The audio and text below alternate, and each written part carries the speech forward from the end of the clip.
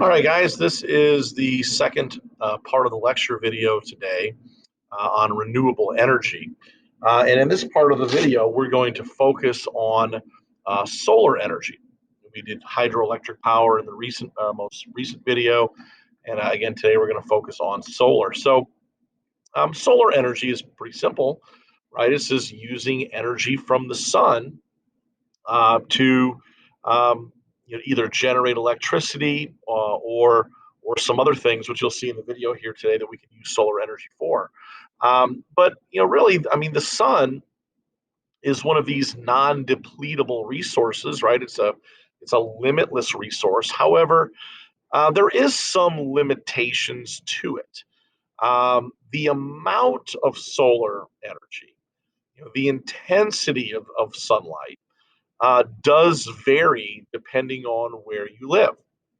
So, we're going to talk about some solar technologies today. And generally, you see these technologies in places where there's a lot of sunlight and there's a very high amount of intensity of sunlight. So, just kind of looking at this map here, I mean, you can kind of tell, and it kind of makes sense, I think, like where the most intense amount of sunlight is, on a daily basis. Pretty much it's in the southwestern part of the United States. Places like Arizona, New Mexico, Southern California, Nevada, parts of Texas. This is where you get a really high intensity level of concentrated sunlight, which is where these technologies are really gonna work well. Pretty much the southern half of the United States, you're gonna see some of this. Florida, maybe into like Louisiana and Georgia, but the southwestern part of the U.S. is really kind of notorious for utilizing some of these technologies. Now, there's different types of solar technologies, or different types of ways that we can use solar heating. The first one is called passive solar heating.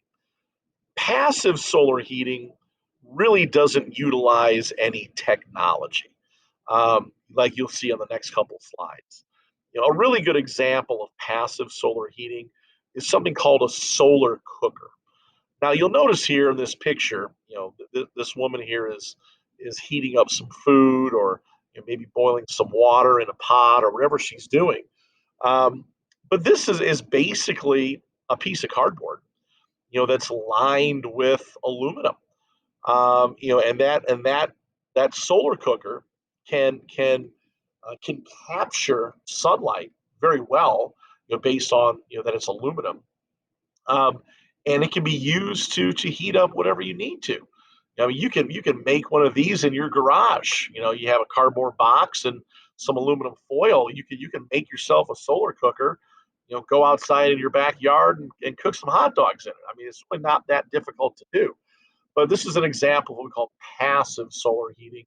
Solar cookers or solar water heaters are good examples of those. Now, there is more advanced technologies. This is called active solar heating. And active solar heating, again, utilizes advanced technologies in order to capture sunlight so that we can use it for whatever needs that we need it for. So, a couple really good examples of active solar heating.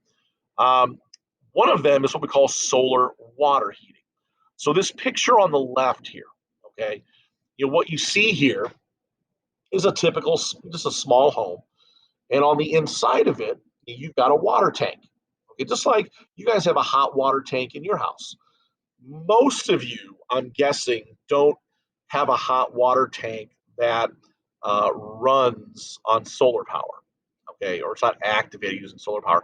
I'm going to guess the ones that you guys have are either electric or they are probably powered by natural gas. All right, so you probably have a pilot light on the bottom of it, and it'll heat up, and it'll heat the water in your tank. So that uses natural gas for the most part. But this one here doesn't use that at all. There's no fossil fuels used. There's no electricity. It's pretty much just using solar energy. So at the top of the home, you'll notice that there's this little panel here. This is a solar collecting panel, and you'll notice that it's connected by two pipes. one of them that carries water up to the panel, and one of them that carries water down into the tank. Okay, so the water that's in this tank, once it gets pumped up to the roof into this solar panel, that's where it gets warm. And then it gets pumped back down into the tank, and then you can use it in your house for showers or whatever you need it for. So as long as there's sunlight, this is going to work. It works pretty well. Now there is, usually it's attached to a pump, so that usually runs on electricity. But other than that, this is pretty much fossil fuel free, right? There's no natural gas. We're not doing anything else. So this is a way to use solar energy to heat up water. Now the other way, or the other, I guess, advanced technology that we use is called a photovoltaic system. We call it a PV system for short. PV is basically a way that we can take solar energy and we can produce electricity from it. So just to make it kind of a long story short here, we're not going to get into kind of all the little tidbits of how it actually gets generated. But you basically, again, you have these panels on your roof. These are called PV panels. And again, they absorb sunlight, and that energy from the sunlight can be used to generate electrical current inside the house. Now, what's nice about these systems is a lot of times you'll actually generate more electricity than what you'll actually need for your house. So a lot of times what will happen is these homes that are generating their own electricity, they'll also be tied into the electrical grid. So any additional electricity that you don't use, the electric company will actually pay you for it. They'll actually give you money for the electricity that you don't use in your home, and then you can transfer that to the grid, and it can go elsewhere to somebody else's home or business or whatever. So again, we're using this technology, these PV panels, to absorb the sunlight and eventually generate electricity inside the house. All right, this picture on the left, they're using it to heat water. Picture on the right, they're using it to generate electricity. But again, these are advanced technologies. Here's a picture here of someone's house with PV panels on the roof. And again, this home is generating its own electricity from sunlight using those panels. This is taking it to kind of the extreme. This is kind of taking these advanced technologies to a level that can generate electricity not only for a single home, but for in some cases thousands and thousands of homes. This is what we call CST. It's called concentrated solar thermal electricity generation. So what we're doing here is we're basically taking a whole bunch of these, they almost look like mirrors, okay? And each one of these mirrors is absorbing sunlight and redirecting it or reflecting it towards this tower here. Notice at the very top of this tower, you see kind of like this little beam of light here. Well, that's the light that's coming from every one of these mirrors. Those mirrors are angled to where they're facing the top of this tower. Now, inside of this tower is water, and that water is boiled using these panels, using these mirrors. They call them heliostats. And when that water gets boiled inside of that tower, it produces steam. And guess what that steam is used for? You guessed it, it's used to spin a turbine and it's used to operate a generator. So, I mean, what we're seeing here again, here's the heliostats here.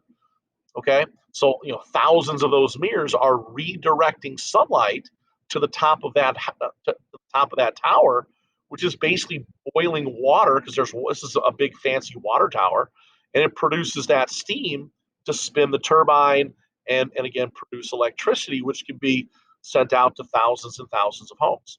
So this is done actually quite a bit in desert ecosystems because there's such a high intensity of sunlight. But I'll go back to this picture real quick. You can kind of see one of the big problems with this is it does fragment habitats. I mean, they are doing this in the middle of the desert. The desert is a biome, right? So anytime you fragment habitats, that can have an effect on biodiversity. So some advantages of this are, again, we can generate electricity, we can heat water, all without using any fossil fuels. So it's kind of a fossil fuel free technology. Um, One of the things about it as well is for people who like live in the desert, or live in areas where they're not necessarily tied into the electrical grid. This actually can be a very cheap form of electricity as well, much cheaper than coal-based electricity or nuclear. All right, so there's just a few advantages of that. Now, some of the disadvantages, it is pricey. Even those little PV panels on the roofs of homes, there is a high initial cost to that. It's fairly expensive up front. Again, we talked about this earlier. This technology is